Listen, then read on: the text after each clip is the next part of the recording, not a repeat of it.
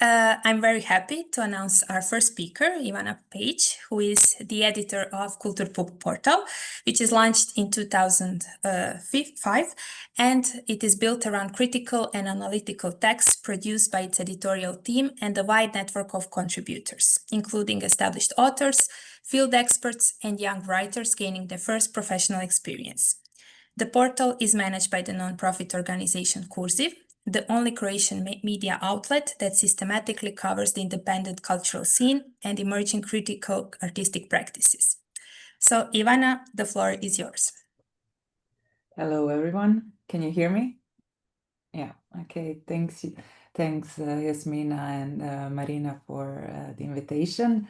As Yasmina said, my name is Ivana, and I'm the editor-in-chief of Kulturpunkt, online media platform that covers independent, contemporary independent cultural scene and beyond, as we say, and we will hear about the beyond in next few minutes. So yes, today I will talk about the role of criticism in professional development. I will share my short presentations just that you can follow more easier. Okay, here we go. So yeah, the topic is the role of criticism in professional development. And by criticism here, I mean not only the journalistic form of the review as we usually think of it, but also a broader set of practices that help us reflect on art, understand its social and political context, and engage in dialogue. But first, we will go a bit down the memory lane. I will first introduce Kulturpunkt and its origins. Then I will speak about the broader context that is important for this discussion, and that is media crisis and so-called death of criticism. And after that, I will share how we at Kulturpunkt approach criticism, both through publishing and through educational and discursive programs. And finally, then we will return to the question of why criticism matters and for professional development and equally for artists, writers, and the cultural field as a whole. To start, let's hear a little bit about Kulturpunkt. Some of you may know it already, but Kulturpunkt was launched in 2005, and it was initiated by Culture, that is a national network of independent cultural organizations. What we call the independent cultural scene in Croatia might not be easily translated or explained in different contexts, but I will try.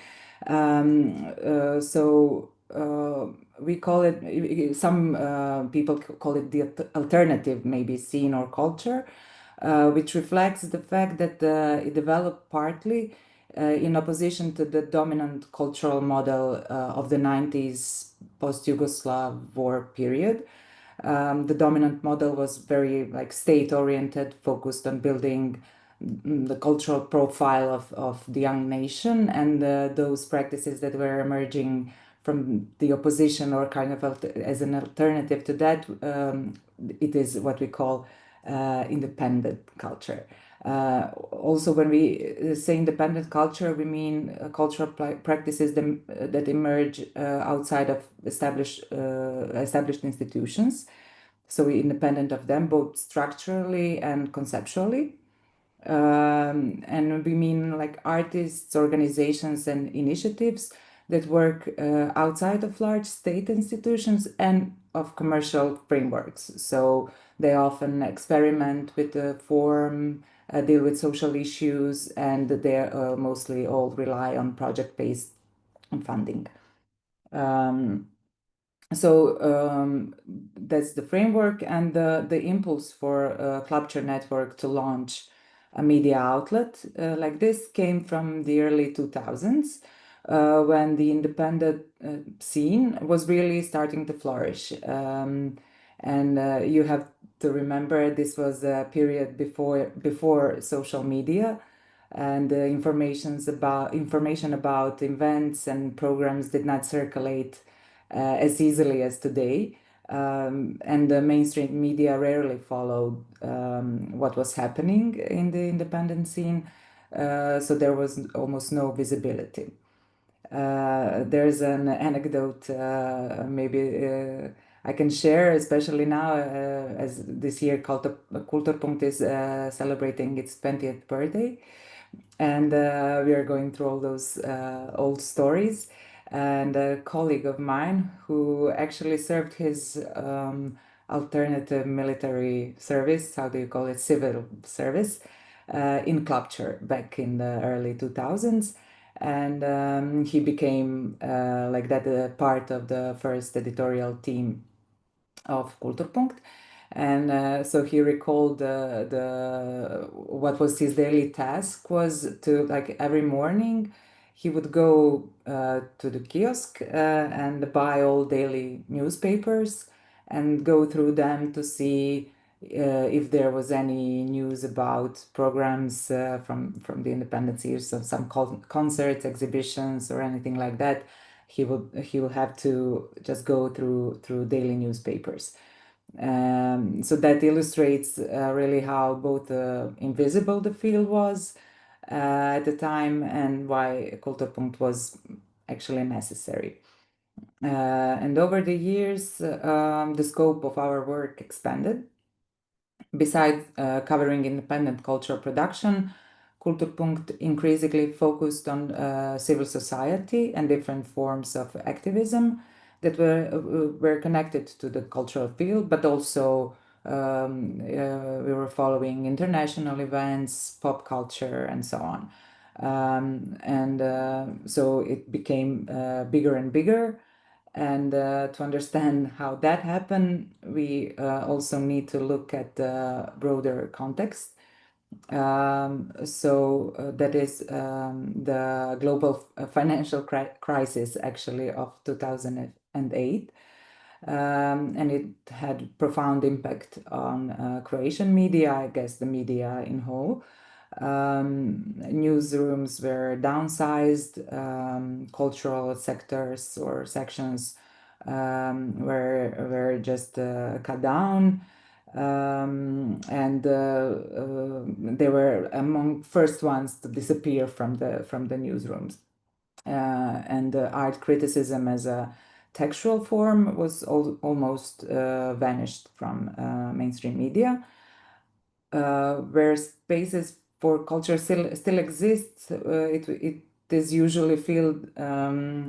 It was usually shorter formats, more closer to PR language than to articulated and analytical and real reflection on artwork. So this situation has raised ongoing debates about the very role, status, and function of criticism, and it has challenged the categories that once seemed stable, such as the authority of the critic or the notion of critical distance. In the post-Yugoslav cultural space, critical approaches to artistic production survive almost exclusively in the non-profit media sector, or in the specialized cultural publications such as Kulturpunkt. This means that criticism today can only rely on much narrower readership than it once had. And I'm speaking now from the Croatian perspective. Maybe you have different point of views, or someone wants to share more about their situation. Please do now or after the talk. But yes, this is the context that really mattered for our context. And faced with this situation, Kurziv started to develop criticism as a core part of our work. We understood that if mainstream media were abandoning critical reflection, then non-profit media had to take responsibility for preserving and reinventing it. So that is why the job for that project was too big for this network, and then new organization was established called Kurziv, that is now since 2009 publisher of Kulturpunkt. And this is it's a bit never mind. So yeah, this is our three main ways of building space for criticism. So the first line of work is editorial. Since 2006, I guess almost right after the establishing, we have published critical and analytical texts written both by established authors and young writers taking their first professional steps. This dual focus makes Kulturpunkt not only a publishing platform, but also a training ground for new critical voices, and you will hear about that a bit more later. But in recent years, we have also been trying to make criticism more playful and maybe open to experiment. One example is that what we call criticism in dialogue. So that in this format, like several artists will reflect on the same performance or exhibition or artwork together. And we have had like in dialogues, even quadrilogues. And it's fascinating to see how argumentation develops, especially when the critics disagreed. I think that's the most interesting part. And it creates like a layered perspective that goes beyond a single authoritative voice, and it highlights criticism as a space of conversation. From the educational point of view, we find this work particularly important. And I would like to single out Kulturpunkt's School for Journalism. It's a program that it was also established in 2009, and it's still ongoing. At this moment, we have a public call open for applications. And so the program lasts for one semester, and it's free of charge. Participants work closely with mentors and editors, gaining both theoretical knowledge and practical experience. The school introduces them not only to contemporary artistic practices, but also to the methods of writing about art critically. We encourage them to move beyond impressionistic response to the artwork and develop an argumented approach. At the same time, we support them in building their own voices and styles without pretending to have a distance or to be objective, which is maybe a controversial notion in the art critics, but we believe that we all have our points of view, and it's better to articulate it and to explain it than to hide it. So for many young writers, this is their very first professional experience. Some continue publishing with Kulturpunkt, others go to work in different media or cultural organizations. But in all cases, the school plays a role in shaping the next generation of critical thinkers in the cultural field.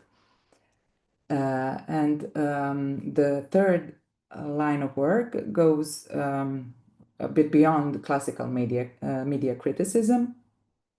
So starting around 2010, in collaboration with our partner organization Kulturträger, we began to develop programs that treat criticism in the broader sense.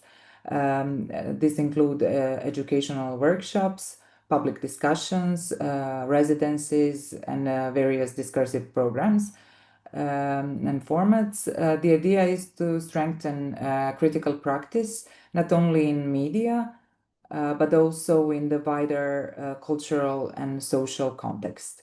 Through these formats, criticism becomes a space for exchange, learning, and community building.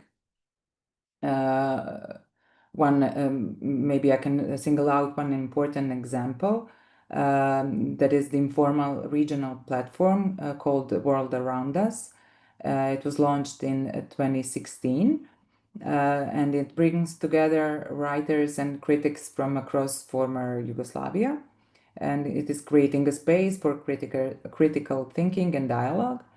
Such collaborations are, we find them essential because they situate local practices in the broader regional and international context.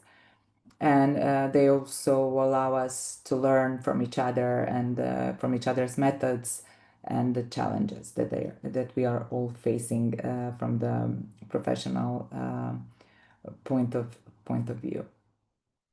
Maybe I would just like to add in the context of this work that although we are trying to kind of push the criticism as the writer's practice, as a educational field, and as a discursive space, it is the fact that that it is a largely shrinking space, and people that are willing to endeavor in these kinds of practices are getting fewer and fewer. And I think as I can only think thinking about reasons for that. I can only think of the arguments and the sense that our participants of our school often share, and that is that they are they don't feel professional enough to share their opinions, to share their perspectives, to share their point of view. And we are all trying to encourage them to first realize that they have a right for the point of view, and then to try to argument their case in such a way that is bulletproof, as we would call it. So it is not objective in the sense that they don't have that they're trying to look so very unbiased or whatever, but it is important to not just write about "it seems to me like this" and try to really put some argumentation in their text, in their critics pieces. So it could communicate, it could open dialogue, it can bring some reflection, and yeah, I think that is the way to try to encourage them to take that positions. But it is getting harder and harder for us as editors to find people who will write like that about art. And then now we are coming to a point of this talk. It is criticism and professional development. So the question is, why does all of this matter for professional development? And for artists, we believe that criticism provides feedback, recognition, and context for their work. So it situates their work within broader artistic and social frameworks, and it's helping them to understand how their practices resonates with with their surroundings, but also how it may be challenged. And we believe then that in this way, artists themselves can grow. And this is actually the feedback that we are often getting from the artists that are expressing their gratitude that someone took the time and the effort to really look into their practices, not in the just copy pasting PR package that they sent, but actually to try to dig in, to try to find connections with other artists, with other works, to find to try to contextualize it within their previous work, maybe, and so on. So this is what we find very important.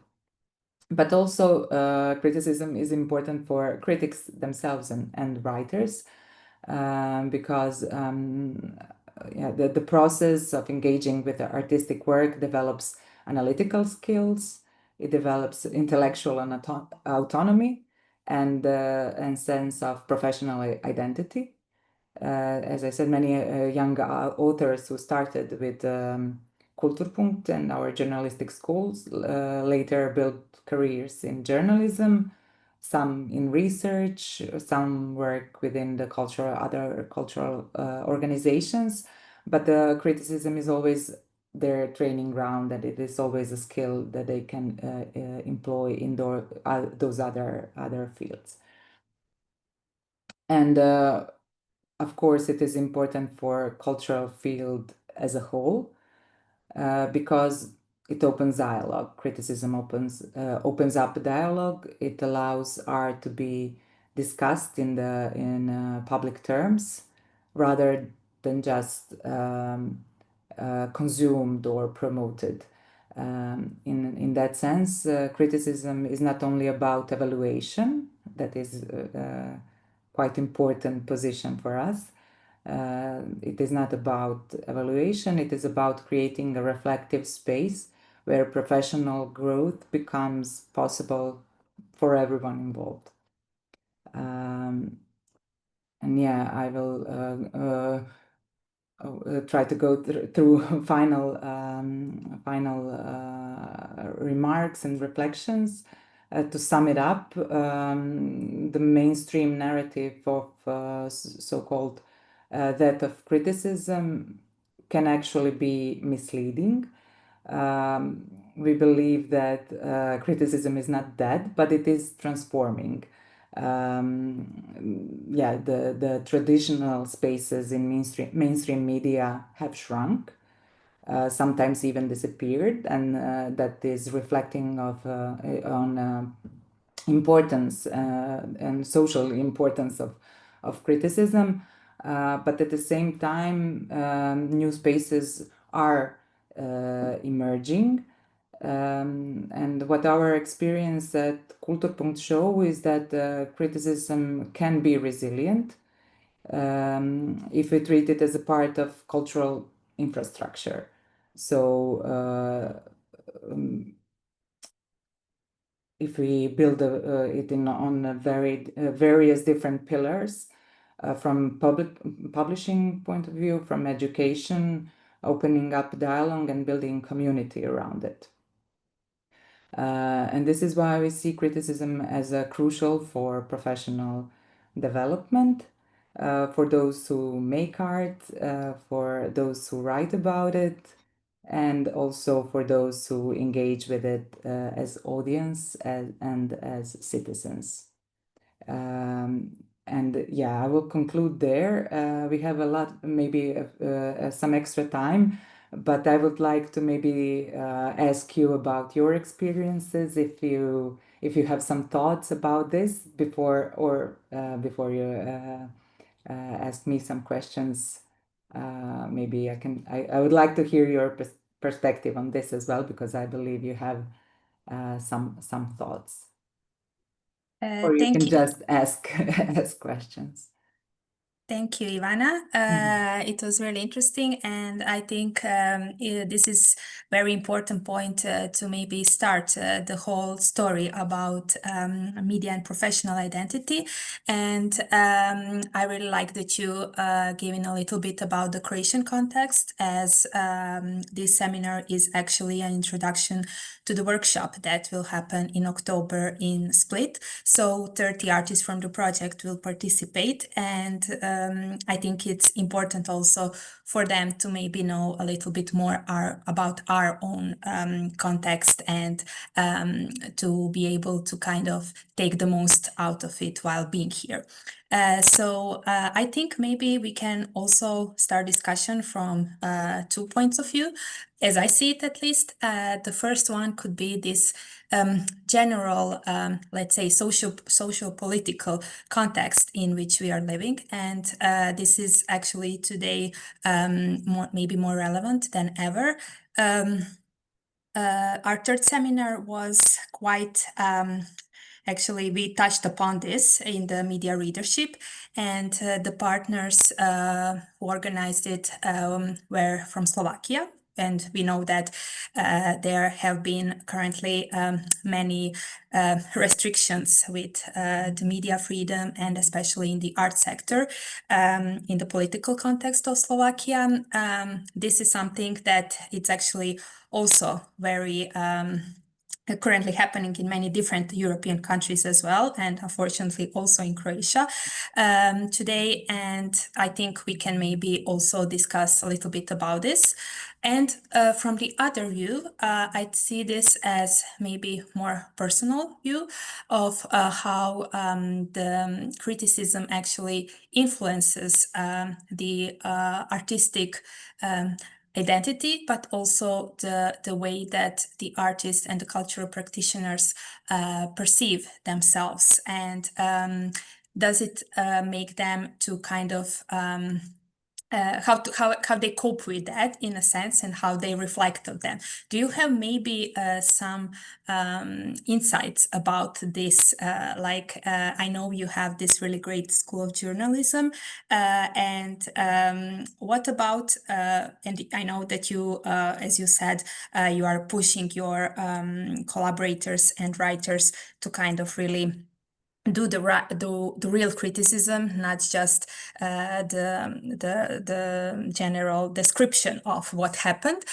So do you have any experience how the artists or the cultural professionals to whom criticism is directed, how do they react to this? How do they see this? Yeah, but well, maybe as I said, we get some feedback from time to time. It is rarely that directly that someone will tell us that they were, I don't know, troubled by something they've read or something like that. I don't think we usually even go in that direction. I mean, not just publishing very complimentary critics, not like that, but also our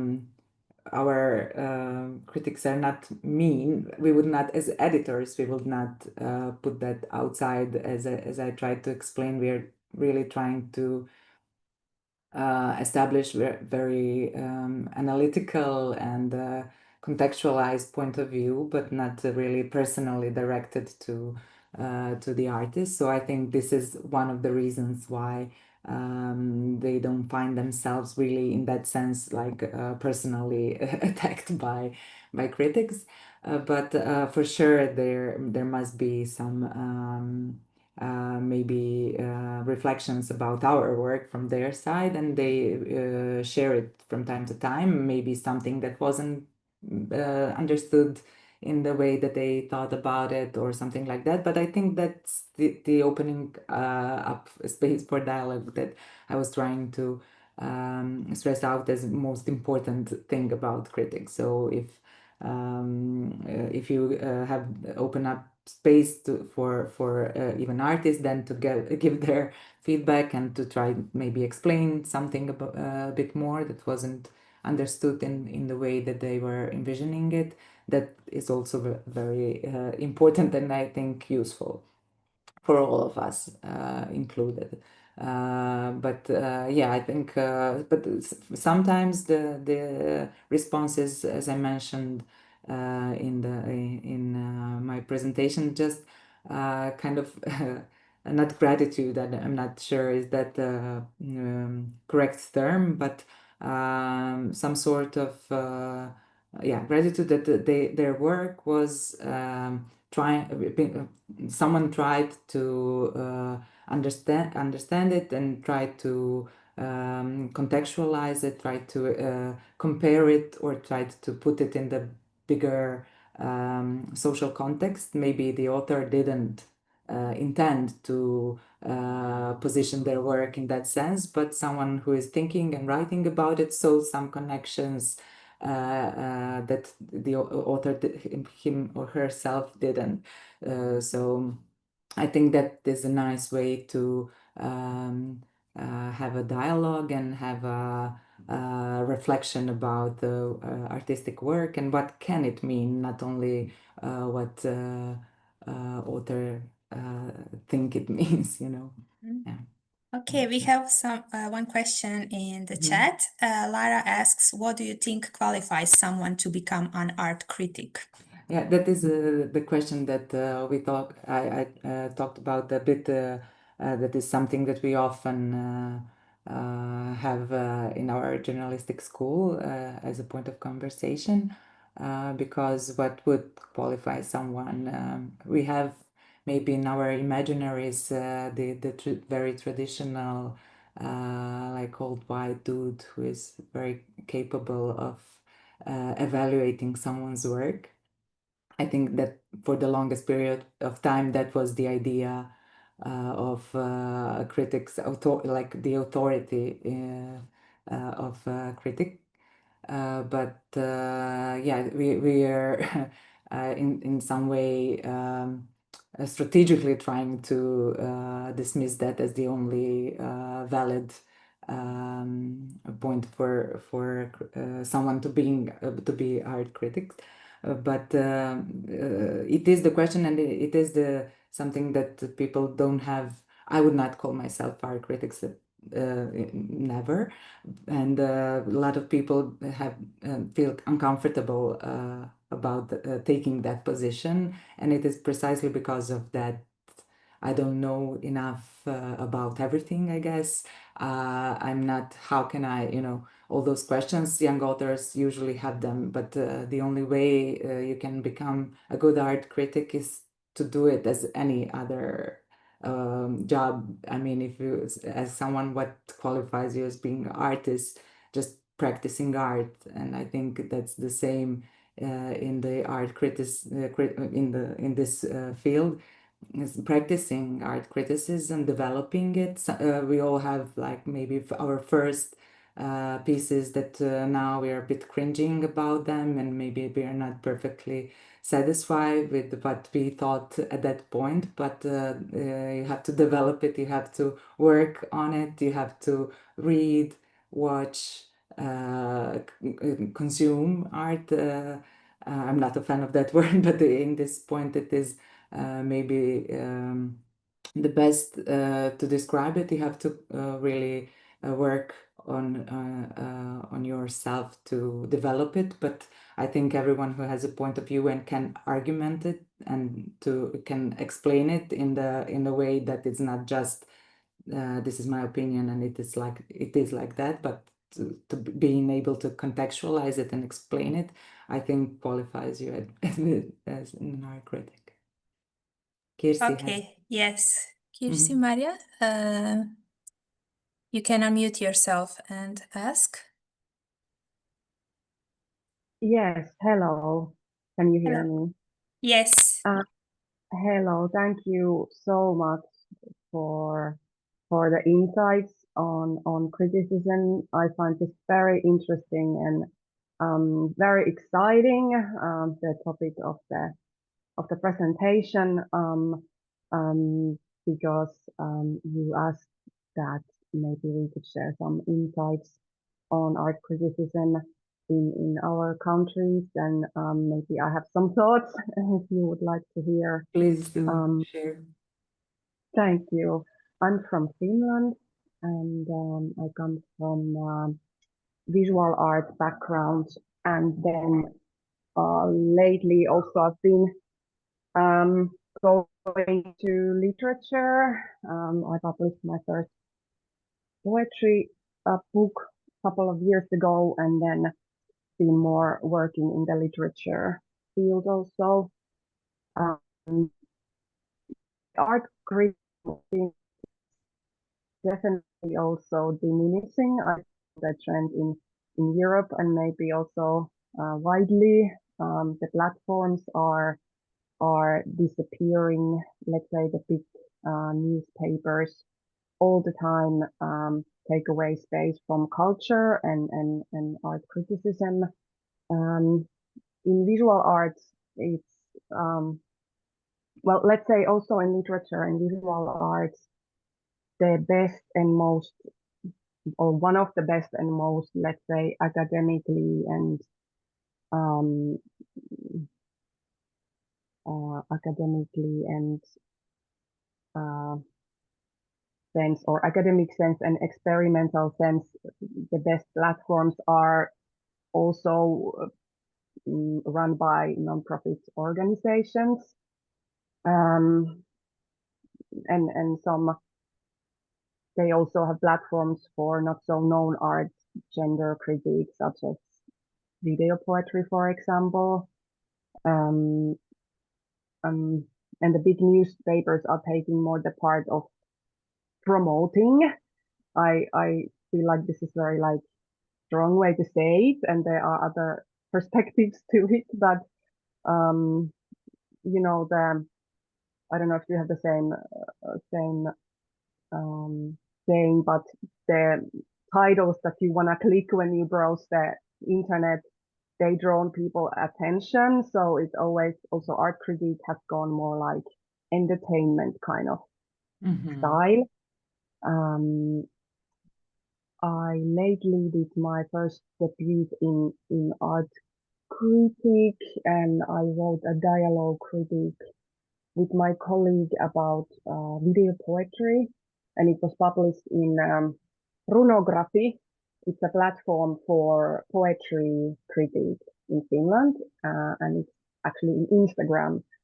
So it's quite experimental and nice platform. And for me, the critique is definitely about dialogue, discussion, opening discussion, and taking part in the discussion. Not so much about the evaluating the artwork, as you were also talking about. It resonated with me very much. It's also for me about artistic growth. I feel like when I write about critique, or when I write critique, I also understand. I understand the artwork. I can conceptualize it, and I also understand my own thoughts about it. So it's a very interesting field for me. It's one thing to add still to my talk. I find sometimes it's understood wrongly. Critique is understood wrongly in a sense that if you are an artist, you should stay as an artist and not take part in the discussion as a critique. This is, I find, very limited, and maybe also it's a lack of information. It's lack of knowing, or well, maybe lack of information about criticism and what its purposes are. But thank you. I will stop talking now. I just had so many thoughts, and I'm really excited about this whole thing. So I thought that maybe I share a few insights. Thank you. No, thank you for sharing. It is interesting. And I think it's quite similar, as you said, in terms of media landscape. From one side, yes, the all the gaps and the holes that are missing in the mainstream media and are filled within the non-profit media, who had, I mean, we have to say, very little actual resource to cover everything that should be covered, and that is our struggle continuously. That we are not. There's four of us in our editorial room, and most of us work on the media side of the our association. We work for part-time, so it is part-time job for us, trying to, I mean, in reality, it is not necessarily so, because we are all really trying to do as best as we can, and sometimes that means working a bit longer hours than we should. But yeah, that is the reality of the field that is so much relied on to fill all those gaps that are missing from not just mainstream media, commercial mainstream media, but also public media that a lot of us in Europe still have as national televisions and so on, a national broadcaster. Yeah. So this is from one perspective, and the other one is, as you said, most of that field is filled with very quick PR driven articles or coverage, and it's not necessarily because of I don't know, some malintentions. It is largely due to working conditions of those journalists, that they don't have neither time nor space, because of those articles are not very clickbaity, and no one will gain money from it. So they're not in position to maybe have more space to write something differently. And yeah, it is as you said, if it's not like this PR discourse, it's mostly lifestyle like this. It was like coverage of who went to some event and how they were dressed.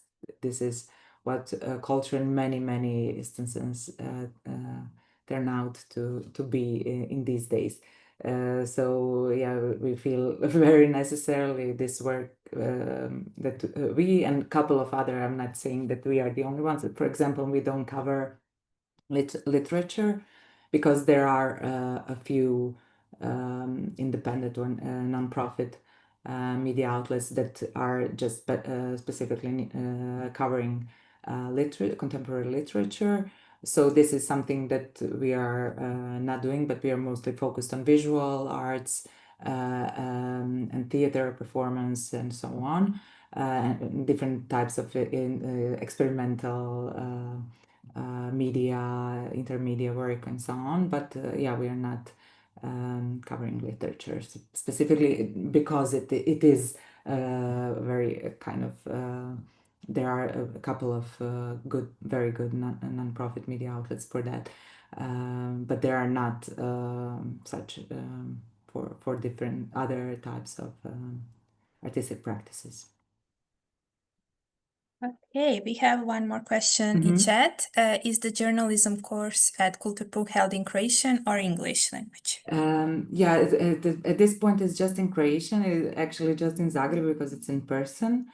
But last year we had, or last couple of years, we had a European project where we tried to develop different models for European audiences, and we have like a pilot or testing project in 2 cycles within, so doing the courses online and open to a broader European audience. And we find it was very successful. Unfortunately, we didn't get funding for next development of that project, but we are not planning to give up. So we are hoping to maybe establish it and try to find funding for develop that program in the future. But one thing also that Kirsi Maria mentioned about our practitioners, we are also open for our practitioners to write about, not of course their own work, not necessarily about their colleagues or someone they're affiliated with, but maybe to try to explain some motivations, some phenomenon, some other aspects of their work. So lots of maybe dramaturgy practitioners are writing as not as journalists but as essayists, because we're trying also to find some different also formats, journalistic forms that were also disappearing from media space and landscape, such as we are filled with interviews and maybe opinions, but we are trying to maybe fill the space with more analytical texts, essays, reviews that are not those evaluation type as we mentioned. So yeah, I'm hoping that we could be sharing next year maybe a call for for you who are interested to join us in the journalistic school. Yeah, this was actually related to my question, and I think this is also a good introduction to our next session. I wanted to ask during your journalism schools or within your among your collaborators, do you have artists, and how these artists are? Because I know specifically for our context, the artists are usually not taught at the academy a lot to write about their own works, not to mention about the others. So what's your experience with this? And because I think it's also this really important kind of gap that you're filling from this educational side. Mm-hmm. Well, we have artists that are joining us and do mostly they talk from their perspective. So, for example, we have maybe a course on socially engaging art, and then we would have an artist that is Andrea Kulunčić. Some of them maybe will know the name, and she would talk about her practices, her experiences from her own point of view. And I think that is very actually good way for young journalists to enter that field and to become informed about some practices, and to try to, they will, if they are interested in that part, they will educate themselves further on and read, and they will get a mentor in this field, and they will develop it further. But to trying to light that initial spark, if I can say it like that, it is actually really good to hear from the first hand art from the artistic practice.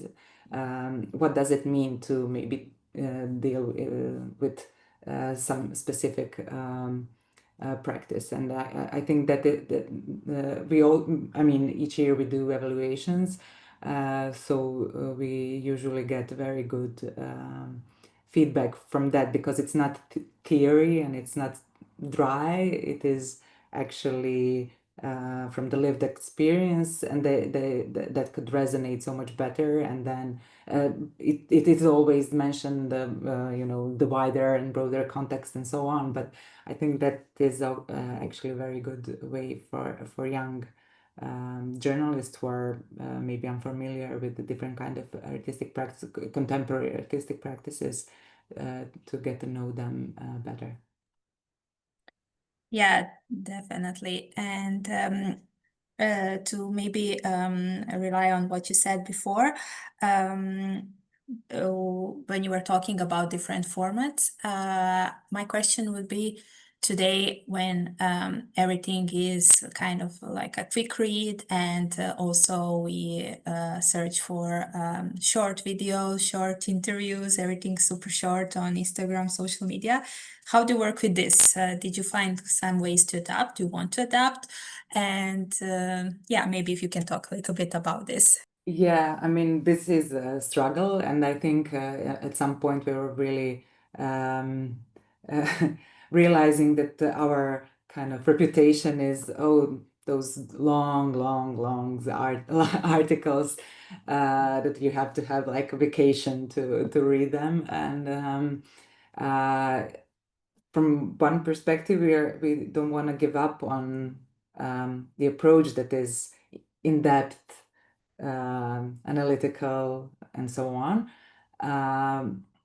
But that doesn't mean that you cannot kind of transform it a bit to make it a bit more adapt it to contemporary habits, I guess, of our readers. But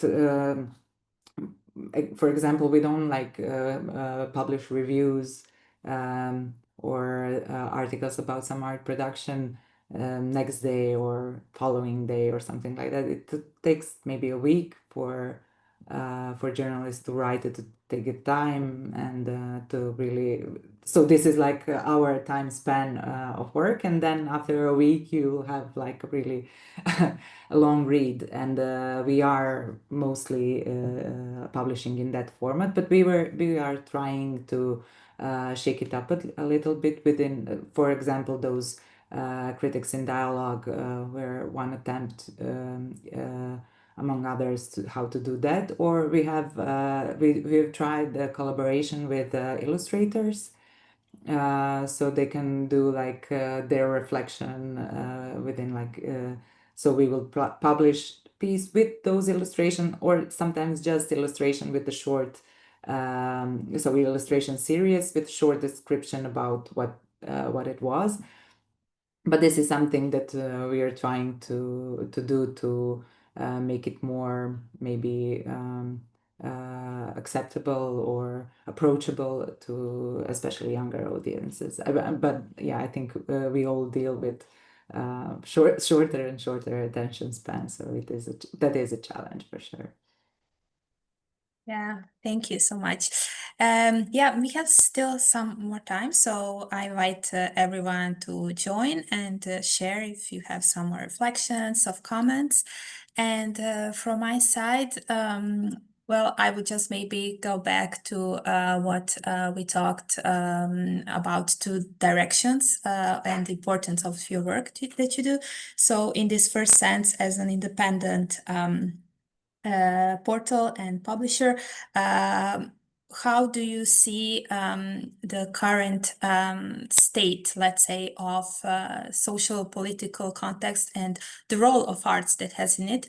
And then, I mean, what do you see, what are some ways in we can maybe use these tools to kind of not, well, it's too ambitious to say shape the future, but let's say influence how on some how we can make it open more for a dialogue. And I know that as an independent organization, you are largely also dependent on the public fundings, which in this sense can also influence your work in the future. But let's, at this point, let's imagine that you can do whatever you could do. So how would you maybe work in this sense to kind of open more space for dialogue, which is every day, at least in our context, kind of shrinking and shrinking? Yeah, for sure. I mean, at this point, it really doesn't look very optimistic every day. It's hard to find those sparks of optimism that will push you further. And it is very complicated. I think some of you are familiar, but it is a situation is escalating, I think, each day, and space for this kind of artistic practices that are subversive, that are challenging for the dominant narratives in our society is shrinking, and it's getting actually attacked and misunderstood largely, I guess. And I think I find our role there in maybe trying to at least explain what those practices are actually about, because they are misused and weaponized in some way in the ideological conflict. And yeah, I think they're largely misunderstood. I mean, on purpose from the from one side, but I think that larger audiences are not necessarily aware of that, because they are starting to become red flags for bigger social issues. I mean, we all know, like, it's same with the migrants, with I don't know, LGBT population. So it is those I would say marginalized groups are including artists are I mean from the standpoint of their social power and ability to actually influence social change. I think it is largely misunderstood, and this is this is the space where we find our role maybe important to bring a light to them and to try to explain what they are trying to do, or why is it important in the bigger social context. The main challenge, of course, is, and the question that we have to ask ourselves, are we preaching to the choir? Because if you have these niche media outlets that have their audience already maybe interested in these kinds of practices, the question is how to influence the wider media landscape, I guess, to reach out from your own already established audience, maybe. That is something I think that we have to work on, and that is something that I think will be very important in next years. Yes, definitely. Well, thank you so much.